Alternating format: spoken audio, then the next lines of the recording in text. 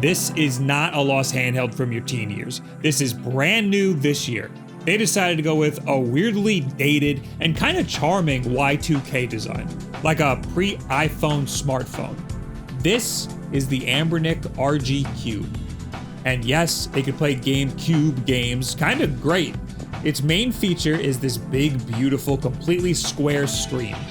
It runs Android, so it's about as easy to set up and customize as any Android device out there, but it comes with a ton of emulators built in, and most are optimized out of the box. So it's kind of the easiest to get going out of the box. Anbernic has gotten way better at understanding the types of optimizations that we would want on a handheld like this and put them in here right out of the box. And that's a really nice way of saying that the games don't run like on here like they do on a lot of other Anbernic handhelds. This runs Game Boy all the way up to GameCube, even PS2 and 3DS, and it does a pretty decent job. Fails a little bit at PS2, but we'll get to that. It's also $160, which is not that cheap, but it's actually pretty cheap for a device that can play GameCube games as well as this can. There are now a plethora of devices that can play some high-level retro games pretty well at that price range. Now, you're kind of just deciding what form factor you want, and this is certainly a unique form factor. This weirdly square screen is beautiful, not because of any new tech in it, it's a regular old IPS screen. It's just big at 3.9 inches and square, which is weird to see. It's 720 by 720, which is high enough resolution for a screen this size. Retro games look awesome on it. Game Boy and Game Boy Color look perfect on here. Weird vertical arcade games also look great on here. Even 4x3 GameCube looks great on here. 16:9 games look okay. Luckily, we're not playing that much 16:9 stuff on here. And dual screen games like DS and even 3DS look a little strange, but honestly, kind of weirdly works on here because the screens can be stacked vertically. It's a little small, but I didn't hate it. Now, this unit was sent to me by Anbernic for review, and right after they sent it to me, they let me know that they accidentally sent reviewers faulty units. That's a bit of a yikes. They sent us units with really bad screen bleed. And when I went to unbox mine, I can confirm that this unit does in fact have some abysmal screen bleed. They assured me that production units wouldn't have this issue. I'm not sure how much I believe them about that, at least for first round buyers.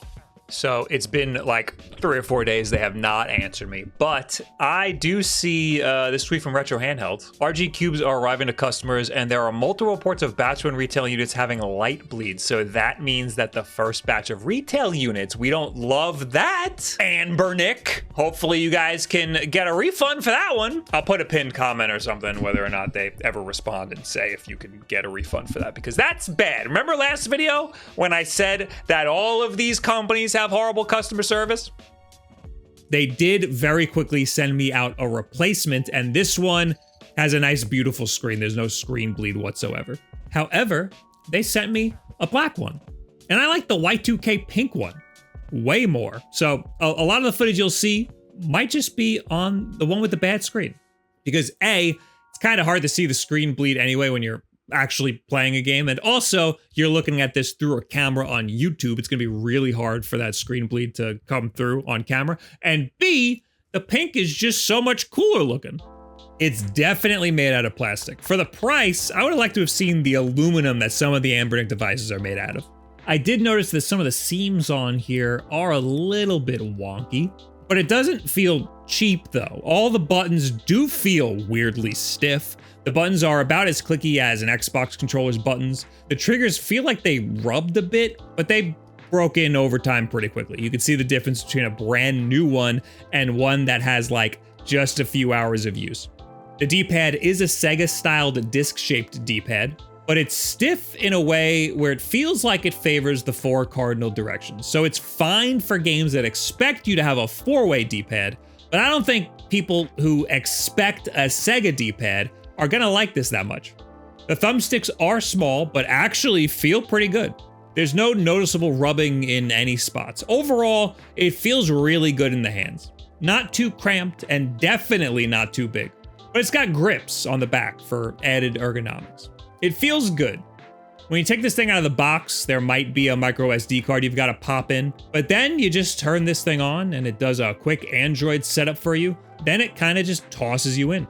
The first thing I did was make sure the screen doesn't turn itself off after 30 seconds, because that's super annoying. There are a few settings in the Android dropdown you should probably know about. One of them is game mode. So as far as I can tell, all this does is change your Android launcher from this basic Android one that has all of your app icons and looks kind of like a phone does, to this emulation-based one that has all of your ROMs laid out, all nice and neat. I'm not sure what ROM launcher they're using, but it's kind of nice. It's very simple and gets the job done. It comes with a few themes, but the basic one was my favorite of them, so I just left it like that. Game mode kind of locks you into this ROM launcher, so if you want to open up any other apps like Chrome, or even just the settings of each individual emulator, you're going to want to turn off game mode to get into the Android's regular old launcher. Other settings in this dropdown include rotation lock, which was set to auto-rotate by default on my original RG Cube for some reason, but the new RG Cube I got had it set to force landscape by default. That's much better and also probably what you'd want to keep it at. There are also fan speed settings, which I left on auto pretty much the whole time, and the fans really never seem to be audible, even though it does have a massive fan hole on the back. Next to that setting is the CPU setting. I tested GameCube performance with this off by accident at first, and everything seemed to run fine. I think that off actually means auto, so it's gonna pull more juice if it thinks that it needs it. I then quickly switched this to high mode and left it like that for the rest of the testing. I'm not sure how necessary this setting is, but I always like to run these things at peak performance. One thing to note is that this setting will reset itself every time you turn the device off and back on. So just keep that in mind. If you think a game isn't performing that great, maybe make sure that that setting is turned on high. There is also an option to switch the buttons to act as Xbox buttons, or NS buttons. By default, it's set to NS, which is obviously the Nintendo Switch style layout. The Nintendo layout is perfect for how the emulators are set up. If you want to play an Android game, maybe, and notice some weird controller mappings, you can try switching it to Xbox mode, but I'd imagine NS would be just fine for most people. Now that I think about it, that's why Nintendo 64 games had the A and B buttons on the top half of the controller. It was X and A instead of Y and B. So if a lot of your games feel like they're mapped wrong, just switch it to Xbox mode. One thing that's really annoying about this is that no matter how quiet it is, look, volume's all the way down, it has a really loud sound when you're changing between icons. And it's the same in game mode. So to turn that off, you go into the settings, sound and vibration, scroll down to touch sounds, and there you go. Now we're nice and quiet. What is this? Okay, thank you. Regardless, I'm glad that these things are getting to the point where I don't feel like I have to put custom firmware on here to optimize everything. We don't have to do anything too crazy to this thing to get it to do its job. There are some tweaks we're going to do, but we'll get to that, and it's nothing really that crazy. The first game that I tried was Pit Fighter. Okay. Boy, was that a mistake. The RG Cube came with a bunch of games, nothing that I wanted to use to test this thing with. So the first thing I did was just put my own ROMs on here, which is as easy as popping out the micro SD card, popping that into the computer, and just dragging and dropping the ROMs to the right folders. But then when you're back on the RG Cube with the micro SD card popped in, you need to press select in the game mode launcher and go down to tools and scan ROM on TF card. This will take a minute, but then all your ROMs will be there. The first thing I booted up was Smash Bros. Melee to test GameCube, and that ran great. But I did notice that the screen was stretched. This needs to be adjusted in the Dolphin settings, but you can't access them when you're in game mode. You have to close the game and open Dolphin from the Android launcher. From here, you can go to the graphics settings, aspect ratio, and force 4:3, or leave it on auto. I left it on auto in case a game really wanted to do widescreen, and that's pretty much all I did to get GameCube games to run the way that I wanted them to.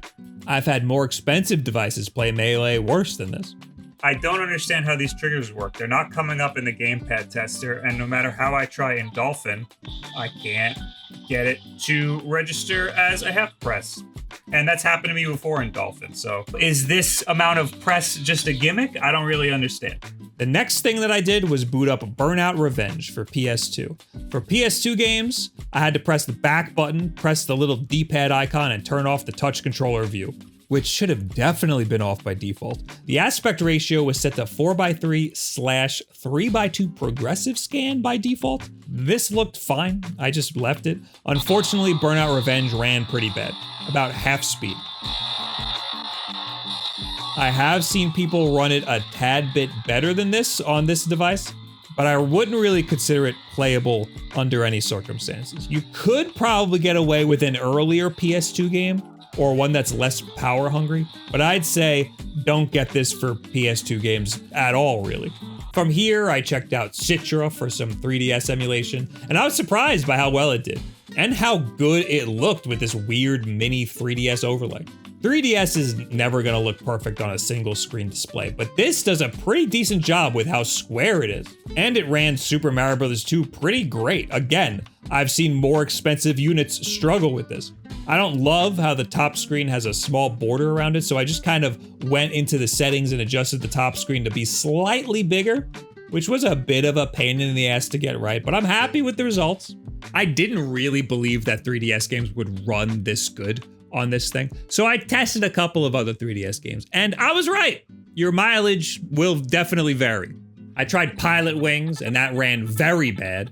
No amount of tinkering was gonna get this to be playable. I also tried Pokemon Sun, just to get a good selection of different types of games. And Pokemon Sun ran pretty great. I heard this is not a very easy game to emulate, and it ran pretty good, with only minor hiccups that aren't really a big deal because this is a turn-based game after all. Overall, I was impressed with 3DS emulation. Maybe just don't try anything that relies too heavily on 3D. And regular DS runs awesome, of course, but it looks sick in this aspect ratio. The rest is kind of par for the course. I tried a bunch of retro stuff, and a lot of it looked pretty damn good on a 1x1 screen. N64 ran perfect dark great right out of the box. The N64 controls were mapped pretty well into everything, even though the A and B buttons were on the top, but that was fine. That's not a big deal. Other retro systems have these bezels that look like little CRT TVs, which I actually kind of like. You have to do something with that extra space that's left over from this weirdly square screen.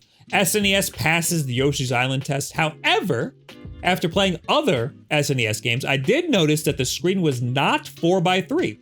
It was hard to tell with the letterboxing that Yoshi's Island had. You have to go into the RetroArch settings and set the aspect ratio to 4:3. Then go to quick settings, on-screen overlay, and turn off display overlay. Unfortunately, we have to lose this beautiful CRT border.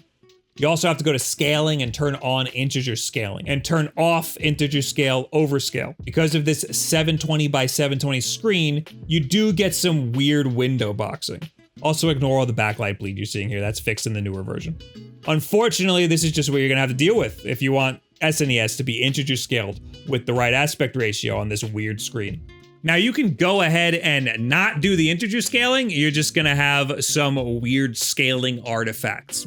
And that's, maybe you're comfortable with that. I wasn't, so I'm gonna have to deal with this window boxing. Now, it does automatically save your settings, so after you do this, you can load up any SNES game and it'll just have all of your visual settings set up right there for you. The RG35XX-SP does not do that. Anyway, Dreamcast games run pretty great, also with a great CRT overlay. Controls work fine too and everything. Game Boy looks kind of sick with this Game Boy overlay. Square is just fine for Game Boy games. Same with Game Boy Color. And Game Boy Advance also looks pretty good, even though that's a 3:2 aspect ratio natively. I don't love the overlay they give you, but it's fine. And Game Boy Advance scales pretty good. Here you're looking at a 3x scale, and that's what it gives you by default, which scales perfectly on a 720 pixel widescreen, so it looks pretty great. I'm kind of surprised it took anybody, especially Anbernic, this long with all of the devices they've been making. It took them this long to make a device with a 1:1 aspect ratio screen. I guess the Game Boy styled ones come pretty close, but most are 4x3. The Powkiddy RGB30 comes pretty close with its vertical screen, and I like that one a lot too. I love the idea of vertical screens so much that I even tried making my own vertical handheld.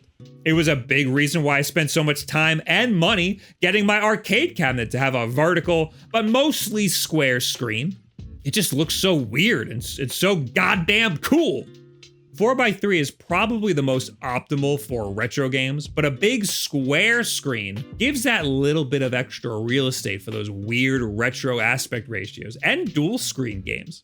That's the place where the RG Cube really fits in well. Plus, I'm a big fan of this weird early 2000s design.